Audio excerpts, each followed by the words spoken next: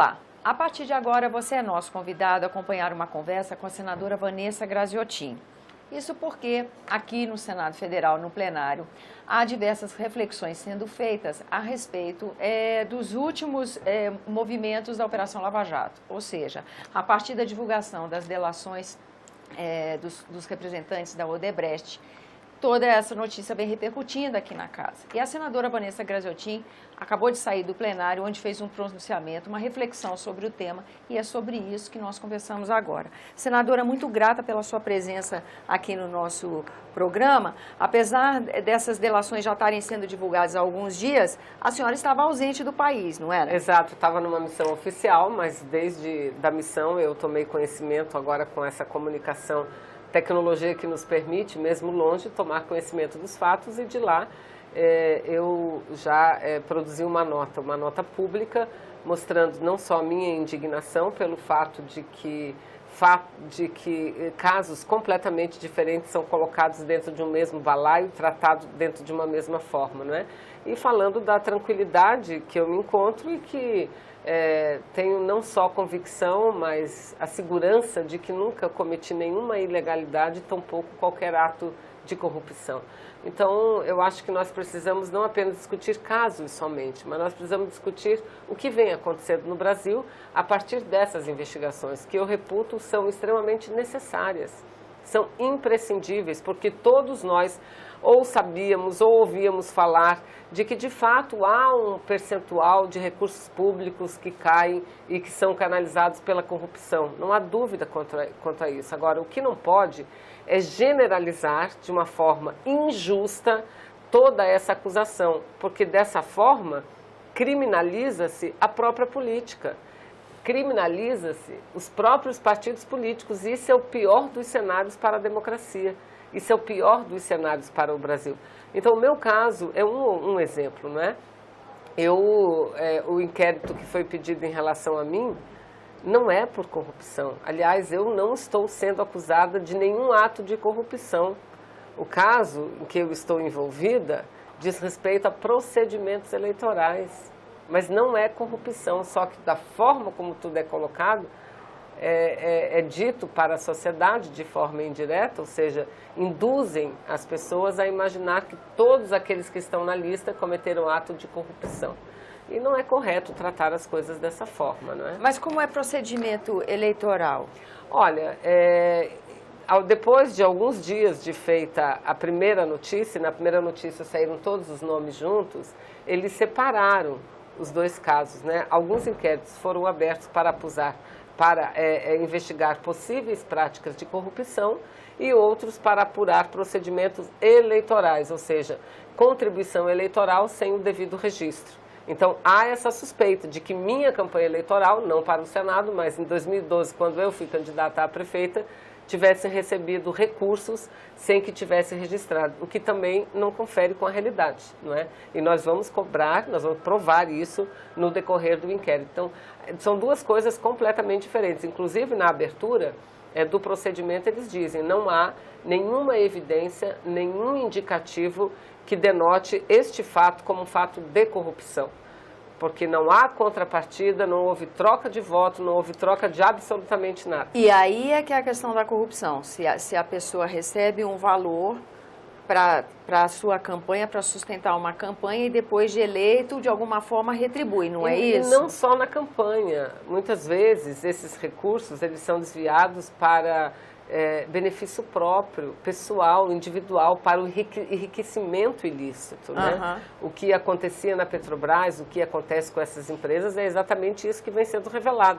E não com a participação de agentes públicos, de detentores de mandatos eletivos, a participação de servidores públicos concursados, a participação da iniciativa privada e a participação também de detentores de cargos eletivos, né? Uma parte, pelo que tudo indica, era utilizada para as campanhas eleitorais e outra parte para o enriquecimento ilícito. Aí o exemplo daquilo que vem sendo revelado em relação ao ex-governador do estado do Rio de Janeiro, que eu acho que é um caso extremamente exemplar, ao fato de que muitos diretores da Petrobras diziam, olha, a propina para essa obra foi de 100 milhões, 80 milhões ficou aqui com os diretores e 20 milhões para os partidos políticos. Isso é um caso clássico de corrupção. Então, nesses inquéritos últimos que foram abertos, nessa tal lista, existem duas situações diferentes, não é? Mas, infelizmente, a forma como publicamente tudo vem sendo tratado, ele gera uma grande confusão na cabeça das pessoas e dificulta, inclusive, a própria investigação mais correta. Prejudica o próprio sistema democrático brasileiro, não é? Então, eu entendo, eu sou daquelas que acha que o combate à corrupção não é apenas uma bandeira de luta. O combate à corrupção deve ser um exercício diário, principalmente de quem exerce cargo público. E eu digo da tribuna, eu digo aqui, eu digo onde quer que eu esteja. Eu faço política como uma opção ideológica. Eu não entrei na política para receber benefícios pessoais, pelo contrário. Quisesse eu ter uma vida particular mais tranquila, obviamente que não teria seguido nem trilhado o caminho da política, seria, quem sabe, uma empresária do ramo privado, não é? Então, é terrível isso que acontece nos dias atuais. Você vê que diante de tantas denúncias graves, de tantos casos sérios, pegam de uma forma irresponsável, leviana, alguns casos que envolvem alguns parlamentares e colocam como se esses também fossem casos de corrupção.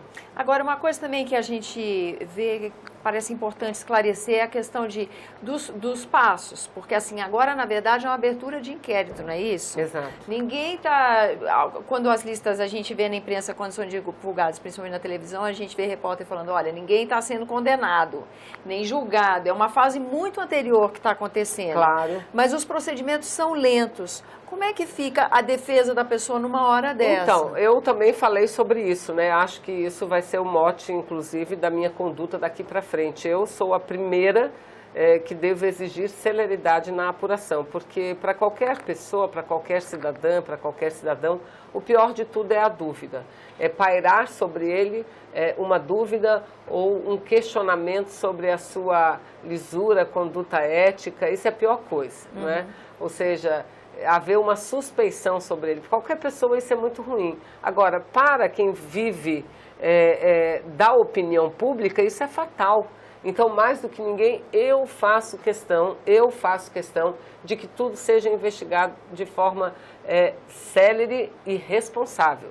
Será a palavra daquele que está dizendo uma coisa contra nós. Vamos buscar os elementos. Agora, no meu caso, por exemplo, a própria pessoa que levantou o meu nome, ele já disse, não havia nenhuma contrapartida. Nós não queríamos absolutamente nada, apenas investimos, doamos dinheiro para a campanha, que segundo ele seria de caixa 2, segundo nós, e a própria prestação de conta comprova isso, o dinheiro foi declarado e a nota fiscal, o recibo eleitoral foi dado para a empresa que eles indicaram para dar, ou seja, não há caixa 2 no meu caso em absoluto. Então, mais do que ninguém, nós queremos essa investigação para deixar tudo provado. E há como a senhora ajudar a acelerar? Ou tem que se submeter a um ritmo do próprio eu processo? Acho que não. Eu estou muito determinada. A partir de agora, o inquérito corre, as investigações correm, e se perceber que há necessidade de procurar o Supremo Tribunal Federal, não apenas o ministro relator, mas a própria presidente do Supremo Tribunal Federal, se há necessidade de procurar o Ministério Público, a Polícia Federal, para que as coisas caminhem, eu farei, e farei da forma mais transparente. Não vou marcar uma audiência escondida, não. Publicamente, vou marcar audiência e vou divulgar. Eu estou indo lá no lugar tal para ver como está o processo, como é que andam as investigações. Porque eu repito, a pior coisa é você ser condenada previamente, sem ter cometido qualquer crime e sem que lhe dê a oportunidade de comprovar isso. Com certeza, senadora, eu agradeço a sua presença no nosso programa, agradeço também a você que nos acompanha, lembrando que esse é o programa Argumento e que você é nosso convidado a fazer sugestões e críticas ao trabalho da TV Senado pelo 0800 61 2211, é uma ligação gratuita. Lembro a você que há também a possibilidade de rever esse e outro dos nossos programas usando o endereço eletrônico senado.leg.br/TV. Até a próxima.